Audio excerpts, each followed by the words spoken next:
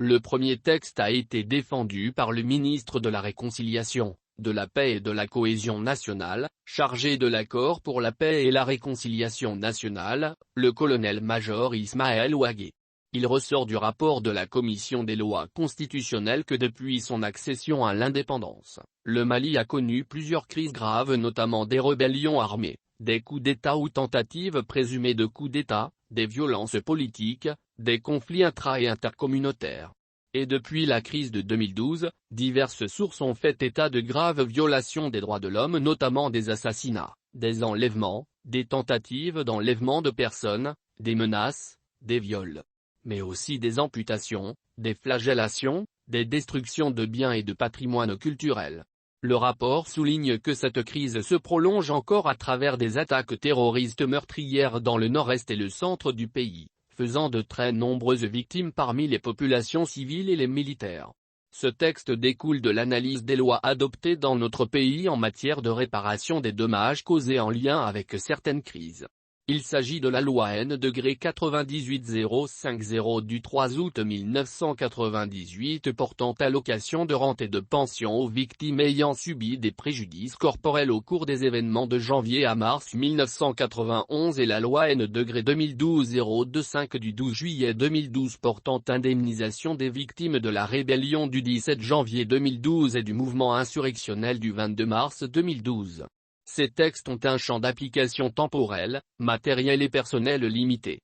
Ce qui exclut les victimes d'autres crises que notre pays a connues avant et après leur édiction, notamment les rébellions armées, les coups d'État, les insurrections populaires, les conflits intra- et intercommunautaires, les attaques terroristes, etc.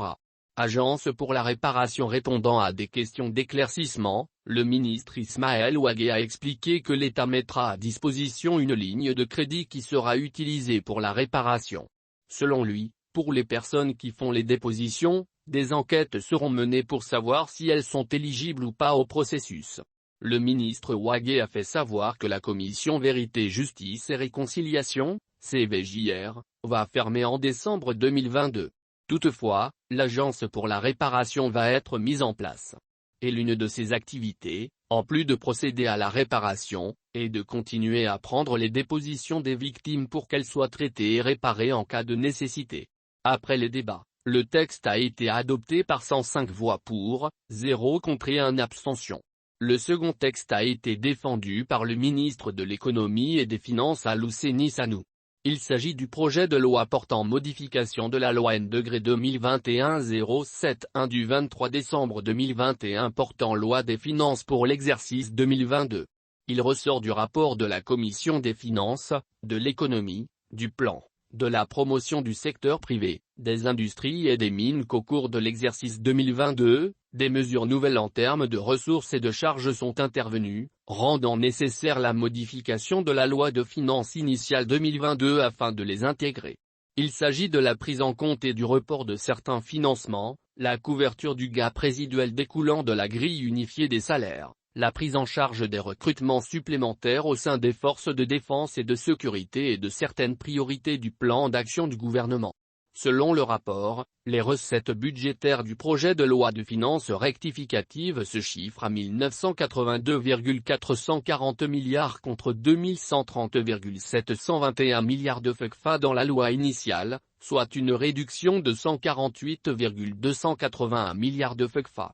Les prévisions de recettes fiscales nettes sont évaluées à 1608,612 milliards de FECFA dans le projet de budget rectificatif contre 1798,608 milliards dans la loi initiale, soit une réduction de 189,996 milliards de FCFA.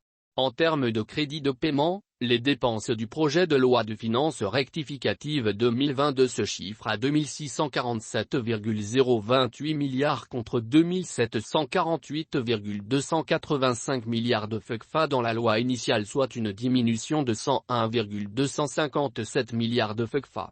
Quant aux autorisations d'engagement, elles se chiffrent à 1218,230 milliards dans le projet de loi de finances rectificative contre 1208,755 milliards de FCFA dans la loi initiale, soit une augmentation de 9,475 milliards de FCFA.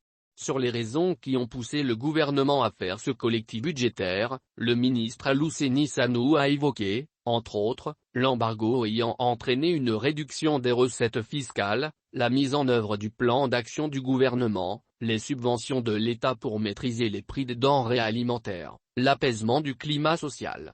Ce projet de loi a été adopté à l'unanimité par 109 voix pour, 0 contre et 0 abstention.